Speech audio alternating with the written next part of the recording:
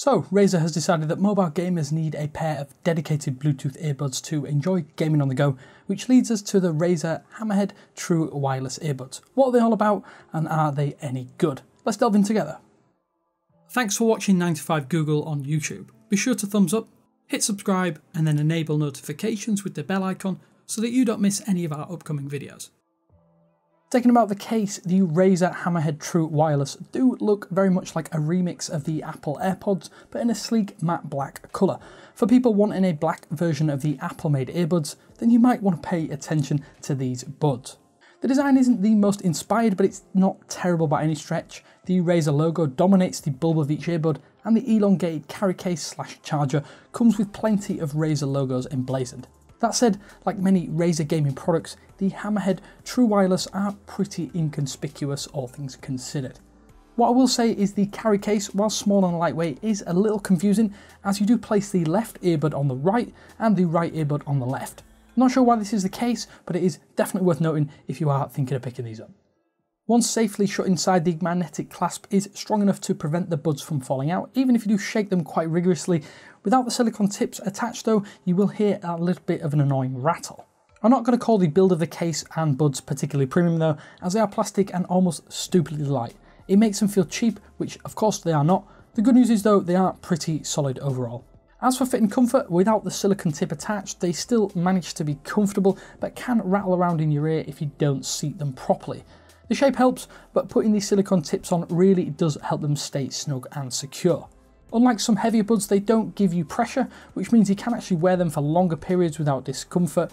There is also IPX4 water resistance, which makes them safe for gym sessions and very, very light rain. Just avoid downpours to keep them safe.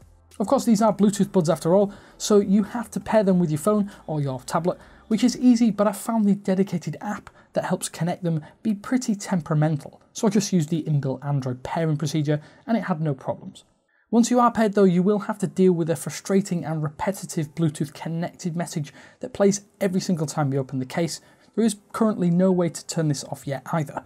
As for the app, when it works, it is pretty basic and it just helps you connect and gives you tutorials on how to use the earbud stem controls. The controls are a little bit finicky too. Double tapping and triple tapping skips a track forward and backward. Holding activates your voice assistant. Single taps pause tracks and answers calls and ends them too, while a triple tap then hold activates the low latency gaming mode that Razer is of course pushing hard. It's actually unclear to me how much this dedicated gaming mode makes, but it should offer more consistently synced audio. Playing games like Call of Duty Mobile, I saw no issues. Audio was super clear, crisp, and stayed synced with no issues.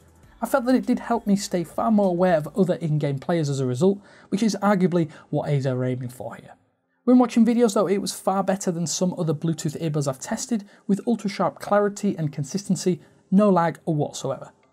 Now with music, you need to take into account a couple of things. Without the silicone tips attached, you get a lot of background audio creeping in, and there is no active noise cancellation that comes with these buds. Once on though, the sound is far more isolated and contained, but you can still hear some very minor background noise. For me, the sound profile is solid, if a little unspectacular. I found that in certain bassy tracks it could sometimes infringe upon vocals, but I did chalk this up to the streaming quality of some of my playlists on YouTube Music. As in general, the 13mm drivers can deliver some acceptable bass despite the smaller form factor.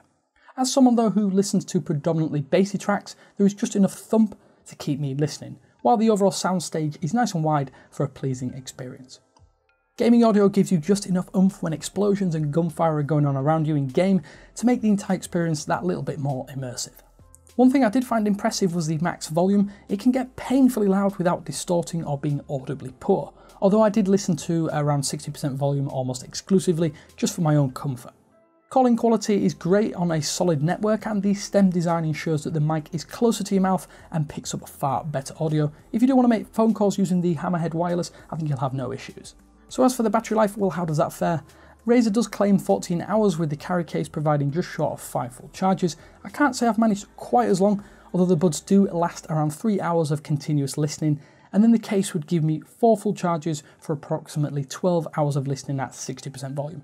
It's not class leading, but in my opinion, it's not terrible.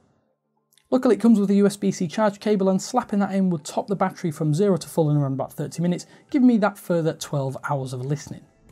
Overall, I have to say that as a mobile gamer, you might have the Razer Hammerhead True Wireless near the top of your shopping list, but as is often the case, there are buds there with better audio. My personal pick would be the OnePlus Bullets Wireless 2, which are superb for the exact same $99 entry price. Although that said, if you did want black AirPods, you've now got a solid and affordable option. Of course, I'd love to hear your own impressions, or alternatively, if you have any questions, slap them down in the comment section below. But as per usual, this is Damien with 9to5Google saying thanks for watching, and until next time, I will speak to you later.